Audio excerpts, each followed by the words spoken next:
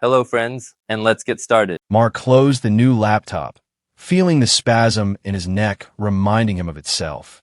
He'd been in the office all day, drafting the contract and preparing for tomorrow's court hearing. The clock read 10:30 in the evening. The lights of the city shone outside the window, and the office tower where he worked was almost empty. Only on the upper floors were a few points of light still burning. He sighed and thought that it had been a long time since his life had been anything but a constant race for results. As he gathered his papers into his briefcase, Mark suddenly had a thought. When was the last time he had felt truly alive? Risk, excitement, adrenaline. It was all in the past, back in the days when he had just started his career and wasn't afraid to stumble. Stepping out of the elevator, he dialed Claire's number, but she didn't answer. Probably in the workshop again, he noted tiredly to himself and threw a short message in a messenger. "I'll be home soon." His wife appeared in his thoughts less and less often. Not in the sense that she had ceased to exist. It was just that their communication had fallen into a viscous routine. They talked about who would buy the milk when his parents would arrive and whose car to drive to his friend's house. "She's the same woman I once wanted to drive halfway around the world with," he thought as he clicked the central locking button in the parking lot. Claire was the complete opposite of his reticence. Unpredictable, bright, in love with painting since she was a child. She could spend hours painting, dissolving into her own world of colors, shapes, and lines. At first, Mark had enjoyed it immensely. Her emotionality nourished him. He felt a surge of new energy when he watched her with burning eyes talking about her latest painting. But lately, it was as if their paths had diverged. They lived in the same apartment, slept in the same bed, but they were not together. And the atmosphere increasingly resembled not a family, but a forced coexistence. When he drove up to the house and opened the door to the apartment, he saw that the light was on in the living room. Claire was sitting on the couch, her elbows resting on her knees, her long brown hair was pinned up, and her face was a strange mixture of concentration and determination. Determination. She smiled slightly at the sight of her husband, but it was more of a nervous smile. "You're late," she said, not taking her eyes off the magazine on the table. "Work out in the way. Wanted to talk to you, but you were busy?" She nodded and flicked an invisible speck of dust off the cover of the magazine. There were pictures of people and masked something about a report on a scandalous costume party that had recently made headlines. Mark noticed a large headline, "Secrets of the Night's Balls. No one knows who's behind the mask." "I think we have a problem," Claire said suddenly. Mark felt a lump in his throat. "A problem?" he repeated, ready to hear anything from the need for repairs to a discussion about seeing a marriage counselor together. "Our marriage dash," she paused, as if gathering her courage. "It's become boring. And, believe me, it pains me to say this. I feel like you and I have become strangers. Even when we're around each other, I don't feel like you're with me." He noticed her hand trembling slightly as she pulled a business card out of the magazine. There's a place I found out about. It's an upscale private club. They have regular theme parties where they give everyone masks, where there's a dress code, music, and dash." She exhaled heavily. "It's kind of a different world. People go there for the experience, the excitement." "And you want to go there?" Mark asked, trying to keep his voice calm, though his insides were clenching. He remembered all the risks, his colleagues, clients, judges, anyone from his field of work. Any compromising photo could go viral on social media and jeopardize his career. "Yes," she said firmly. "I think it'll shake us both up. It'll be a secret you and I share, something risky. Break away from the everyday. Try something new. Maybe it'll bring back the fire." Mark rubbed the bridge of his nose. The idea seemed completely crazy to him, but he saw an unusual glint in Claire's eyes, a mixture of hope and challenge. He knew it was probably a bad idea, but to say no meant putting their relationship on hold forever. As if from somewhere in the back of his mind came a quiet voice. "You've been in control for a long time now. Maybe you should let the situation go. Otherwise, you'll lose it altogether." "Okay," he said at last. "Just the two of us. No experiments. Just to see, right?" She smiled, but there was something terribly exciting about it. "I promise," she whispered. "No experiments." But there was already a feeling in the air that he was signing his own death warrant by agreeing. The next weekend, late in the evening, Mark and Claire drove up to the mysterious club. The business card with the address and password was in his wife's purse. The place was in a fashionable area of the city. The facade of the mansion was dimly lit. The only sign of life was a luxurious dark wood door, next to which stood a doorman in a long coat. Behind him, the neon word private flickered, no name or signage of any kind. "Are you here by invitation?" the doorman asked, giving them a stern look. Claire held out her business card and quietly said the password. The door opened and they stepped inside. Mark noticed the dimmed lights, which immediately created an air of mystery. The lobby was filled with barely audible lounge music. Red velvet curtains parted the space as if on purpose to give visitors privacy or to lose themselves from each other. A masked girl stood at the front desk. In fact, only her eyes were visible, emphasized with black eyeliner. She handed them two accessories, a black mask for Mark and a golden half mask for Claire, studded with tiny rhinestones. "Welcome. The dress code is strict today," she said. "And a reminder, no names. Emotions only. No names," Mark repeated absently. He looked at his wife. She put on her mask and looked in the mirror. There was a spark in the depths of her eyes that made Mark uncomfortable. Two more visitors came through, both in elegant suits and masks of half-dark shades, something like dark green and burgundy. Behind them, silhouettes in evening gowns and tails disappeared into the depths of the hall. The atmosphere was so permeated with the expectation of something forbidden that Mark felt a rush of adrenaline for a moment. "Shall we go back?" he suggested quietly as they walked along the corridor. "No," Claire replied. She smiled and whispered, "You agreed to it. Look how unusual everything is here." Thick music enveloped the floor. Soft sofas and couches twitched. Several couples and groups were already sitting at small tables. Everyone was wearing masks. Some of them were hugging. Some were dancing a little. The scent of expensive perfume was in the air, mixed with the notes of champagne and exciting uncertainty. At the entrance of the main hall stood a tall man in black, looking like a security guard. He only glanced down at Claire. He checked her mask and let her pass.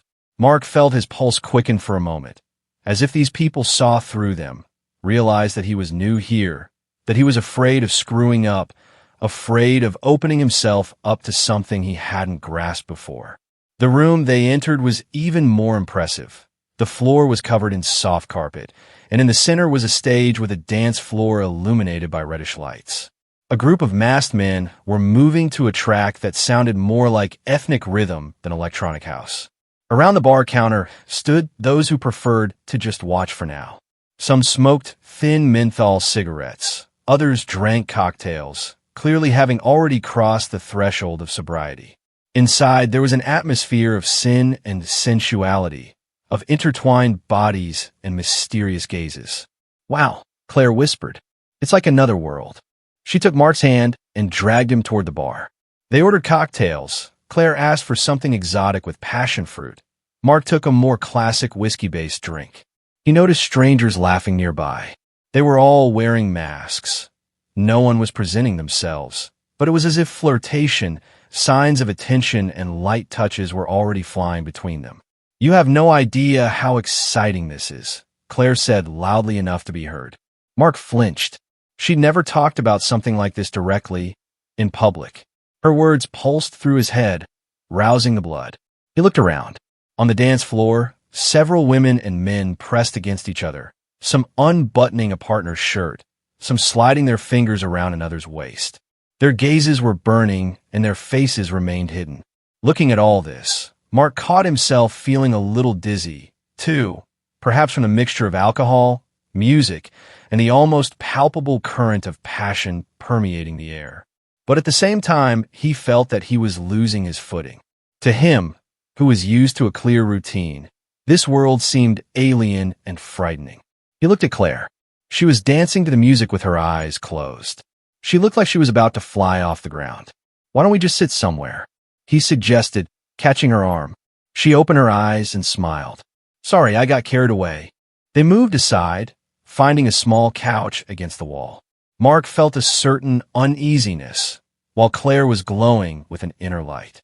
It was at that moment that the thought occurred to him for a moment. She's not with me anymore, even though she's sitting next to me.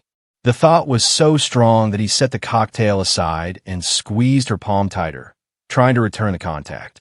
But she only averted her eyes and said she had to go away for a minute. Okay, but not for long, he murmured, watching her disappear into the darkness of the hallway. 10 minutes had passed since Claire had said she was going to the ladies' room. Mark sat on the couch, stirring the melted ice in his glass. The music was increasing and decreasing, and a masked couple was already seated nearby. They were clearly absorbed in each other, not realizing that they were essentially sitting in the middle of the audience. Mark looked away, feeling uncomfortable. 15 minutes, and Claire still hadn't returned. He began to glance at his watch. Maybe she's gotten sick, he thought, and stood up, moving toward the hallway where the restrooms were. The lights flickered in the semi-darkness, and Baroque mirrors hung on the walls. Several masked women came out of the doors, laughing loudly, but Claire wasn't among them. Mark's heart beat faster. He circled another area, but found no one there. The light in the corridor was even weaker, and some doors were closed, labeled only in Latin letters. Somewhere he heard muffled voices, laughter, the rustle of fabrics. Suddenly he noticed a female silhouette in a golden mask, very similar to Claire's, walking away behind a velvet curtain in the company of a tall man in a black suit and black mask.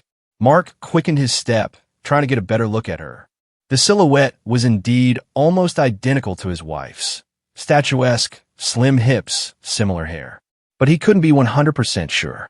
"Excuse me," he tossed to a guard standing nearby. "I need my wife." The guard, a heavy-set man in an austere suit, stepped forward and pointed with his hand to a sign, "Access by invitation only." "This area is by invitation only," he said dryly. "May I ask what right you have to enter?" Mark felt the heat of rising panic. "My wife is in there," he wanted to say, but the words, no names, just emotions, flashed through his mind. And what could he do? Make a scene here by calling out her first and last name? Draw the attention of a dozen people at once in this semi-dark place where everything is kept anonymous? I just need to talk to the woman in the gold mask. He paused, realizing that this all sounded pathetic and ridiculous. "I can't let you in without an invitation," the guard repeated. There was a woman's laughter from behind the curtain, and then muffled sounds as if someone had turned the music up louder. Or were they not exactly musical rhythms? Mark felt the hair stand up on the back of his neck. He heard a muffled moan, but whether it was real or just a play of imagination, he couldn't tell. "Look, my wife went in there." Came out louder than he meant to. "There are no wives here," the guard dryly parried, looking at him with an impassive stare. Mark froze for a moment.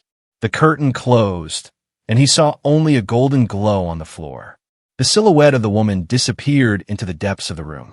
Some man walked past carrying glasses of champagne and threw them mockingly. "Relax, buddy." But Mark didn't care for the laughter. Anxiety ran rampant. After a few minutes of fruitless attempts to break through, he returned to the common room. He sat down in his old seat, but the embers seemed to burn beneath him. The clock said it had been an hour since Claire had left.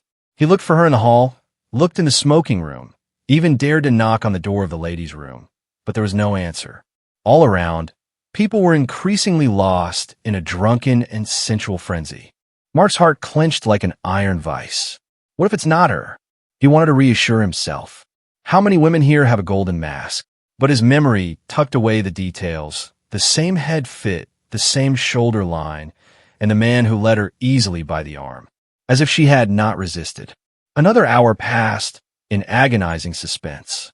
He ordered glasses of water one after another, because he couldn't drink alcohol. His head was already ready to explode from the many sinister pictures he was imagining. What if Claire really was infatuated with someone here? Or maybe she was forced to, but the guard acted as if everything had happened consensually for her. It was another half hour or so before Claire showed up. Mark, almost desperate, sat at the far end of the hall, trying to hide from the intrusive stares. Suddenly, he noticed a golden mask flickering near the bar. Claire was walking slowly, swaying slightly, as if she were in a state of pleasant intoxication. Her hair was disheveled, though it was secured with a barrette. Her lips glistened, and there was an inexplicable joy mixed with excitement in her gaze. She seemed to be on an emotional high. Mark jumped to his feet and went to her. "Where have you been?" he asked, trying not to raise his voice, but his words were filled with fear and anger. Claire nodded her shoulder lazily. "Walking around. Is that a crime? I've been looking for you for almost 2 hours." He snapped. 2 hours, Claire." She raised an eyebrow, or so he thought, because half her face was still hidden by the mask. "Come on, Mark. You're acting like an old man who's forgotten how to rest. Don't you think you're too uptight?" He felt a wave of indignation wash over him, but he noticed that up close her skin was slightly damp, as if after a dance or something even more intimate. There was a slight blush on the back of her neck. "Come on, let's get out of here," he said, taking her elbow. She slipped out of his grip, as if his touch was uncomfortable. "Okay," she said more softly, catching his look, which probably had real panic in it. "If that's what you need, let's go. I'm sick of it myself." But there was a falseness in her voice. It was as if when she said bored, she meant the exact opposite.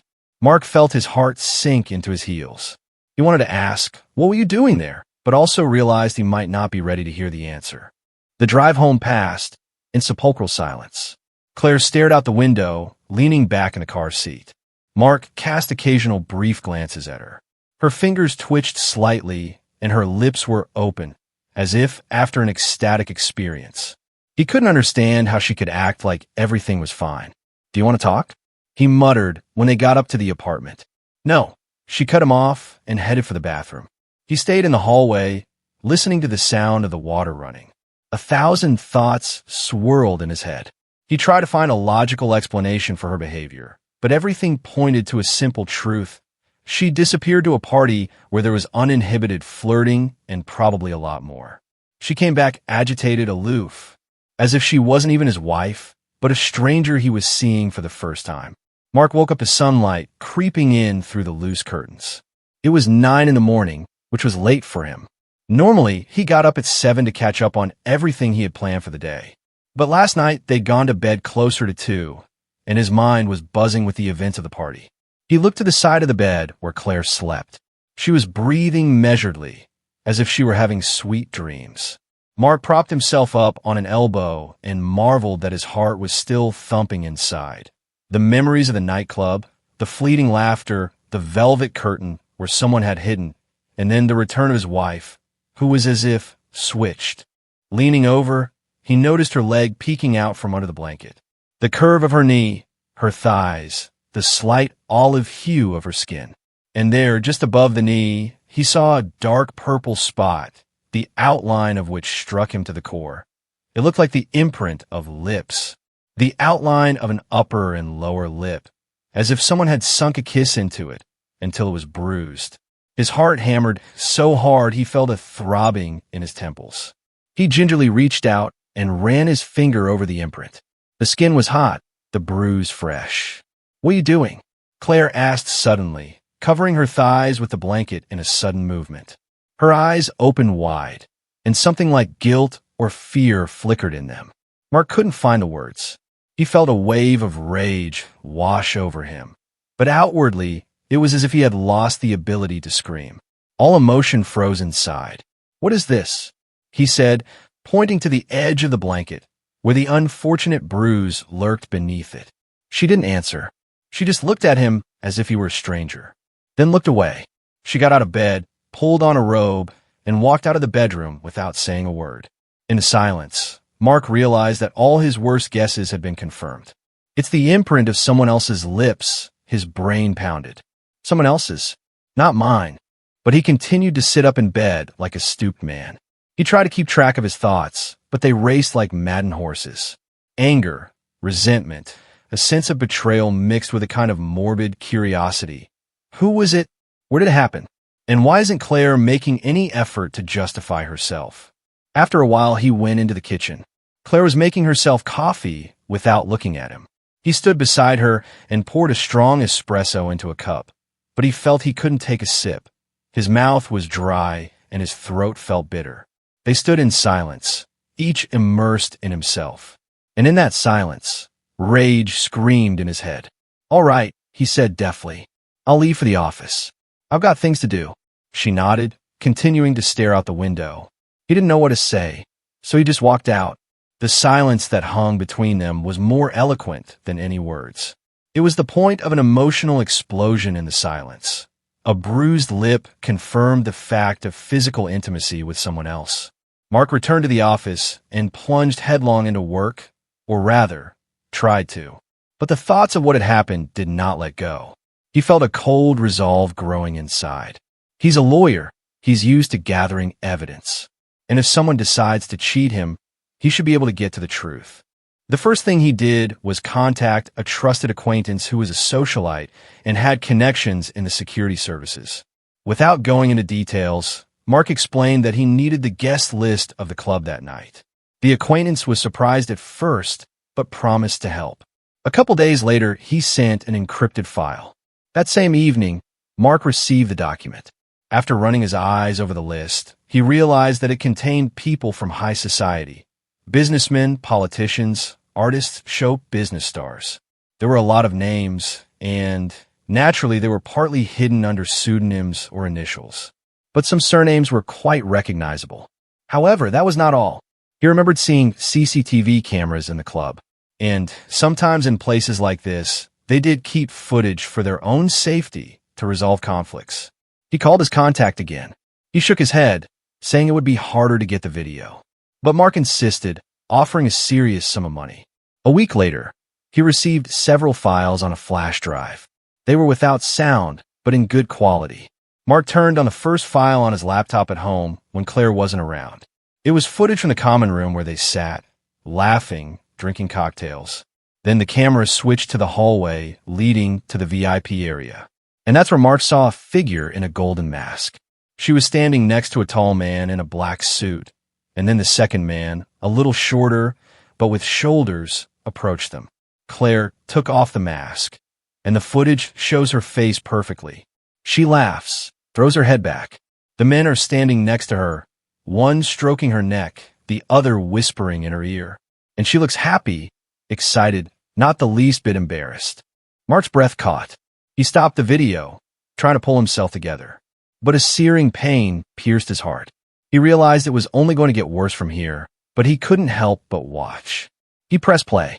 On the screen, Claire is kissing first one man, then a second. One of them smiles, points toward the door. Claire eagerly agrees, seems to say yes because she takes their hands, and all three walk away out of the camera's view. Mark paused the video. In that silent scene, he saw the full horror of betrayal. His wife, the one he had lived with for years, the one he thought he loved the most, the one he was closest to, here in the club, in front of the camera, acting as if Mark didn't exist. He pressed play again, but the recording was ending. They had gone out the door, and the video signal was no longer recording the continuation. That was enough. Even too much. He closed the laptop and sat for a long time, pressing his fingers to the bridge of his nose, as if trying to hold back an impending migraine. An emptiness formed inside, and in its place came a cold, almost clinical calculation.